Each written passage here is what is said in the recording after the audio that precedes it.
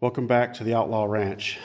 Today, hopefully, we'll bring the conclusion to finishing the work for the parts that I have on hand. So today's goal is to get this truck sitting on its own weight. So we have to finish burning in all of the shock mounts. Remember, we just tacked them in.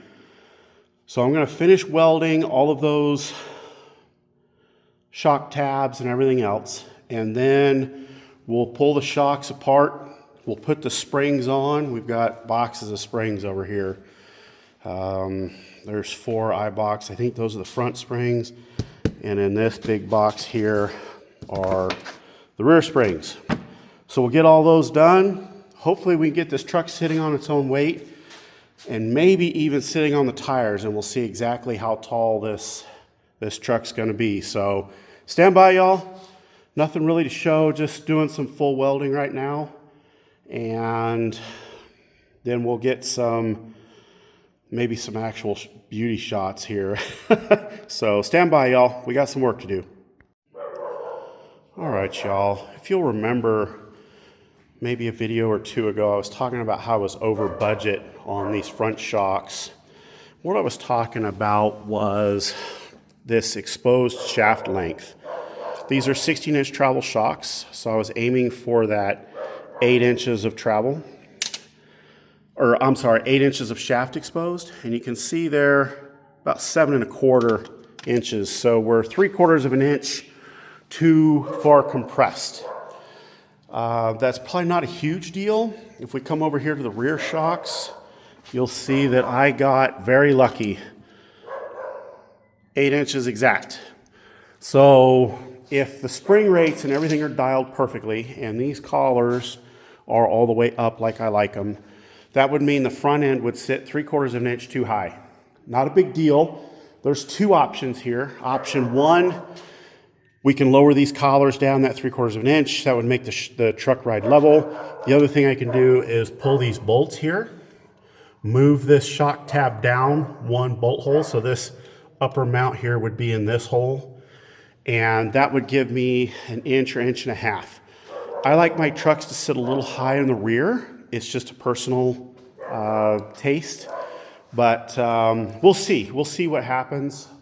Next step, we got to pull these shocks apart and get the springs on and see what the truck looks like. So stand by, more work to come. All right, y'all, this is what I was talking about on these threaded collars here. You can see this collar's threaded. The little set screw here, it's just an 8mm.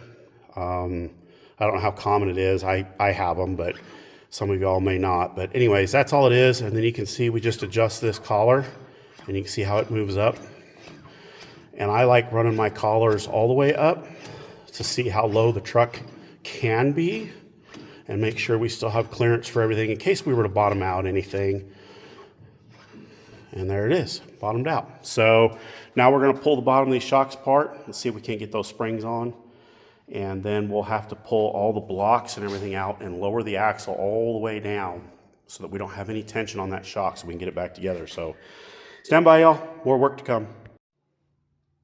All right, just so you guys know, on these big shocks, you have to remove the lower heim joint and this cup. On a lot of other shocks, there's a slot cut in this lower deal. So all you have to do is just lift it off and then slide it off the shaft. But these shocks are so big and the shafts are so massive that that's just not a possibility. The other thing we have to do is we have to slide all of this stuff here off of the shaft so that we can get that top spring in all the way up there. The other odd thing here, normally you put a lighter spring over a heavier spring, and the heavier spring is usually the longer spring. Well, right here, you can see that my longest spring is 18 inches, and it's the lightest one.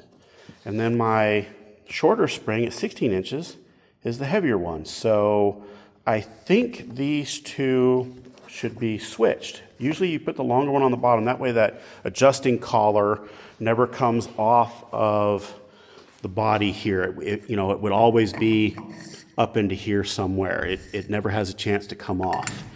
So I'll have to install them kind of upside down as far as the weight goes. The longer spring's got to go to the bottom. But anyways, I thought maybe y'all would like to see that. It's kind of interesting. Unfortunately, Big Shocks is closed today, so I couldn't get a hold of them to confirm. But we'll go with what we got. So stand by, y'all. More work to come. All right, y'all. As you can see, we have the one shock here assembled, and the springs are on. Now we're gonna try and do this evenly. So we're gonna go over to this side now. I started pulling that bolt.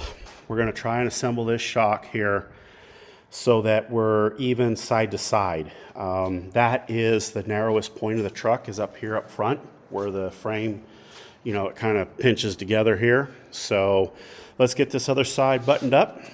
Hopefully we can do this without this truck falling off the jack stands or personal injury, yada, yada, yada. So stand by. We're going to get this other shock done. And just a reminder here, you have to remove this heim. Okay, there's a heim and a nut under there. You remove the whole thing. All of this stuff then slides off. You put the upper spring on, put this on, then you put, what I did is I put these two pieces, the little bump stop and then the cup that's right here, you can see it. Then you put those on, put the lower spring on, then you can put this on, and then you bolt the heim back on. So it's kind of a long, drawn-out process. It's just me, and these shocks are pretty heavy. The smart way to do it would be to remove the shock and get another set of hands, but I'm doing this with the shock still attached to the truck. I just pivot this out, put it on top of a ladder so that it's horizontal, so I'm not really holding any weight. So anyways, different strokes, different folks. Stand by, we'll get this other one done. Whew, all right, y'all. This has been a tough process here to get these done, but I now have all 4 shocks are assembled and they're sitting here on the truck. Next step now is to get these axles up in the air high enough where we can get them 4 tires put on. Once we get those 4 tires on, this truck is going to be kind of sitting for a while. I'm going to have to work some overtime, get some more parts, help pay for Christmas, you know, yada, yada, yada. Normal, everyday issues. So let's see if we can't get this truck jacked up safely. Hopefully we don't get it to fall.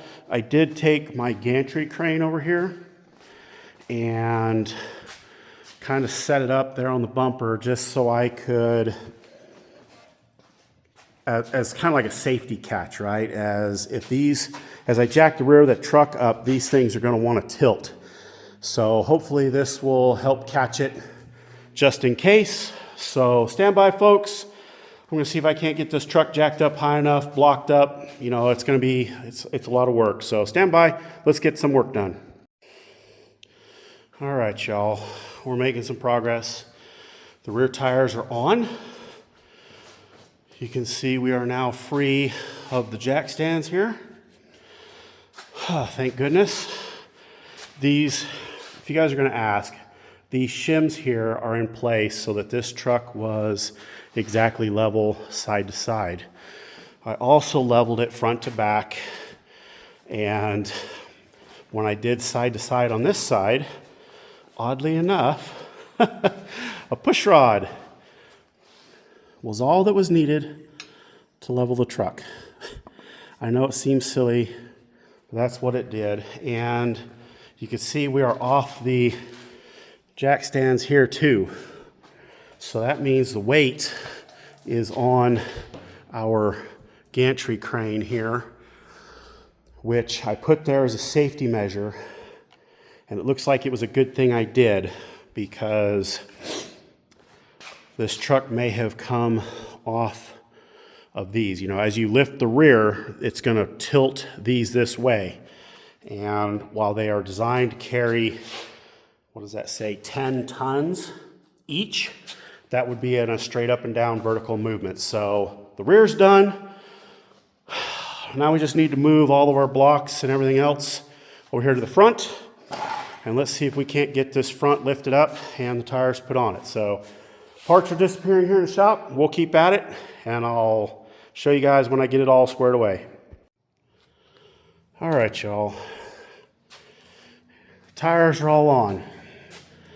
The truck sits a little high to the rear. Let me see if I don't know if I can get the whole thing in the image here. Let's see. There it is. We are about 1.5 inches high in the rear, which is perfect.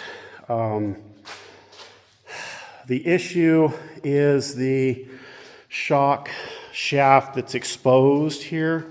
Let's see if I can't show you guys here. We were aiming for 8 inches, and it looks like we have about 9.5 on the rear. It's really hard to kind of show you guys this and hold that tape measure. On the front, I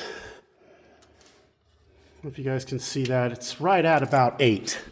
So the front is perfect. I cannot take the glory for picking the spring rates. The spring rates were done by the gentleman out there at Big Shocks. He did all of that figuring, and it looks like he nailed it. The rear will settle down some.